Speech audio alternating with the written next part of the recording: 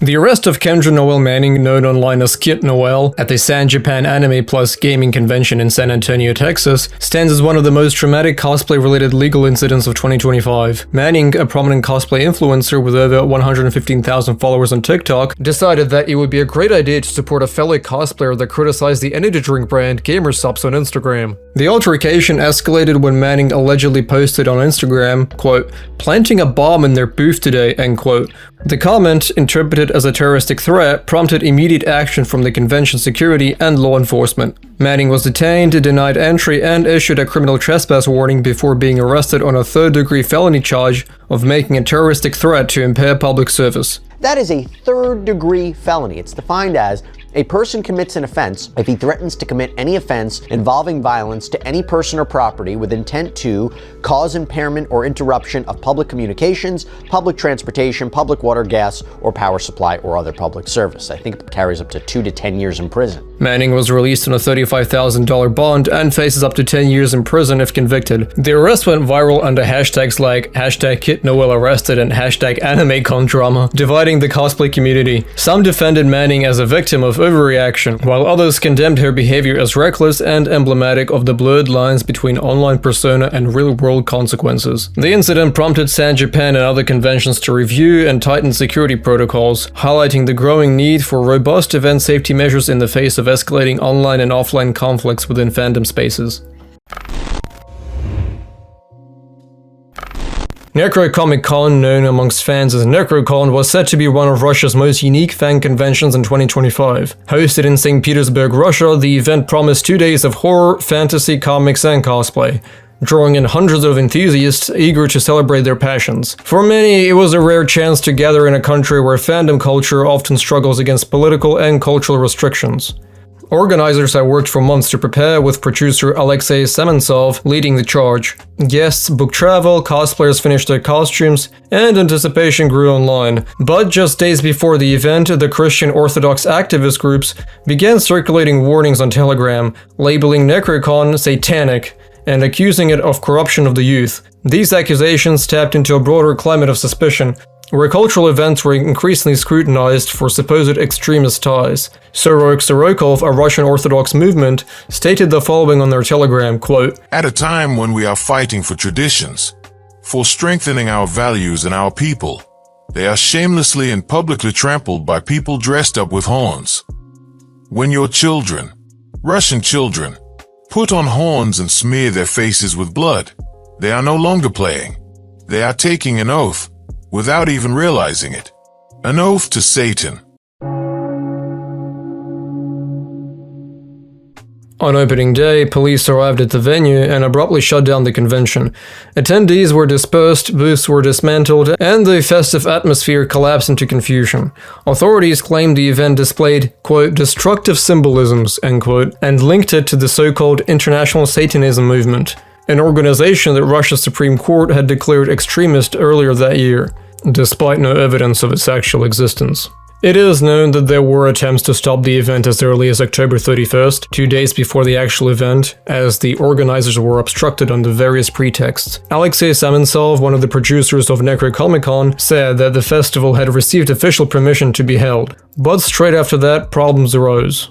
Alexei said, quote, "The district administration held a conversation with us regarding the undesirability of holding the planned event. This was not based on any letter of the law. Only suspicions were voiced that manifestations of Satanism might be present at the event. After this, representatives of the Ministry of Internal Affairs, also known as the police, blocked off the area around and inside the venue, halting the construction of the stage and installation of the equipment. On the same day, the organizer Alexei was detained by the police, accused of violating migration laws. Keep in mind he's a citizen of Kazakhstan. The court ruled to deport him from Russia, where he had lived for more than 20 years. One little note is that Alexei did present a migration card allowing him to stay in Russia, but the police declared the card to be fake and opened a criminal case. Nevertheless, the festival was not initially cancelled. On November 1st, the festival group reported that the equipment and decorations had been successfully set up. However, due to a new ruling from the prosecutor's office, entry to the festival was prohibited for minors, even to those who had purchased tickets and were accompanied by adults. However, later that day came the official announcement. To avoid forced closure, the festival was shutting down voluntarily, and guests were asked to leave the venue as quickly as possible. The second day of the festival would also not take place. Today we succeeded in halting this Necrocomican, but the struggle is not over. We will push for a legislative ban on all this obscurantism, so that with the hand of the state we can once and for all protect our children from this spiritual contagion. In April 2025, a Japanese cosplayer, Shikano Tsuno, known for her detailed portrayals and a following of over 27,000 followers on X, became the center of national controversy after attending the Osaka Expo dressed as Marcial Donato from the popular anime and manga series Delicious in Dungeon. Although cosplay in itself was not prohibited at the expo, Tsuno's public appearance in costume at a non-otaku event triggered a wave of online outrage. Critics accused her of sullying the event, violating the unspoken cosplay etiquette, and even risking copyright infringement, a sensitive topic in Japan following the recent legislative changes. Here's an example of the criticism she received. I was wondering what happened to the person who cosplayed at Osaka Expo, and I was shocked to see she said something like, original creators should respect derivative creators. Isn't that wrong? Isn't it disrespectful to think you on equal footing with the original creator, who is only tolerating you? Have you never thought, what if works like this get explicitly banned because of me? Typically, cosplayers in Japan will only dress up at events where cosplaying is explicitly allowed and encouraged. Even in those cases, most people won't go out in public in cosplay, but instead will change at the event itself. This restriction on cosplay in public is generally seen as a good manners. The backlash quickly escalated beyond criticism. Tsuno was subjected to intense online harassment, including slander, doxing, with her home train station being revealed, which is a pretty big deal in Japan, and explicit death threats. One user posted a shooting threat with a specific date, prompting Tsuno to seek police protection, resulting in increased patrols around her residence. The harassment extended to event attendees who had interacted with her, some of whom were pressured to delete photos and privatize their accounts. Despite the severity of the abuse, Expo officials confirmed that cosplay was permitted, and Tsuno had followed all the guidelines, including changing at a hotel and arriving by taxi to avoid public disruption. This incident ignited a national debate about the boundaries of cosplay, the responsibilities of derivative creators, and the persistent dangers of online mob behavior. The story's impact was amplified by its coverage in major Japanese and international media, sparking a broader conversation about copyright and public decency. On the 10th of September 2025, an Australian cosplayer going by the alias Curly Cosplay releases a video titled, "I lost $1,400 over this convention." When a well-established convention posts on their website that they are going to be holding the preliminary round for a major international competition, that is going ahead. It's official, right?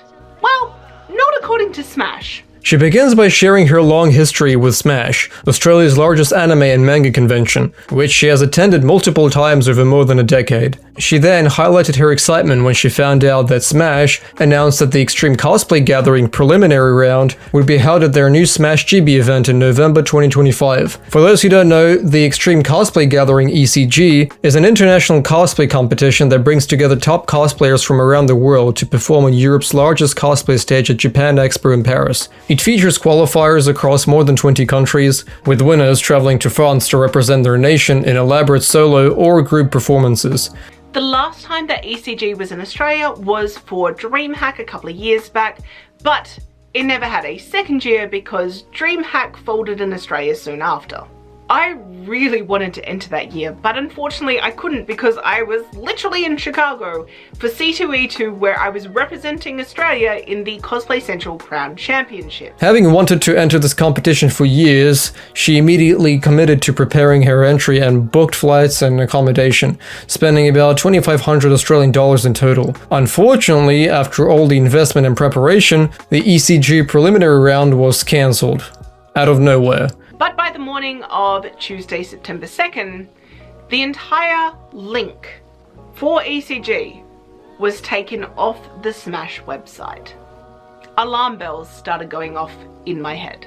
About 36 hours later, a generic post about Smash Chibi was posted on the Instagram as a carousel, and the second slide was about ECG. There was no apology, just simply, after careful review, we have decided not to proceed with ECG this year. I'm sorry, what? While Smash Chibi itself was still scheduled to go ahead, the cancellation meant that the entire reason for many cosplayers to attend had suddenly disappeared. Curly herself emphasized her disappointment, noting that she had carefully waited for the official announcement before spending the money, only to be left with non-refundable expenses. The cancellation left her with a financial loss of roughly 1,400 Australian dollars, which she describes as both frustrating and disheartening. The Perth to Sydney one I contacted and I lost $200 and got $520 in travel points. So yeah, not a refund as such, not money back in my bank. For my flight from Sydney to Perth, I lost everything. In the end, as of me writing this video, it is still not clarified what exactly led to the cancellation of the competition. I guess the moral of the story is, if the government won't get you, then mismanagement will. All of these stories in this video serve as a striking reminder that cosplay, despite its playful, creative, and often innocent nature, is not immune to the darker undercurrents of society. Some events are laughably foolish, let's be honest, bomb threats are never cool, while others just reflect the broader tensions of the times. In the end, these tales reveal that even the most whimsical subcultures can become unexpected flashpoints for chaos, confusion, and, well, commentary. This has been Hard Mode Cosplay, thank you all for watching, and until next time everyone.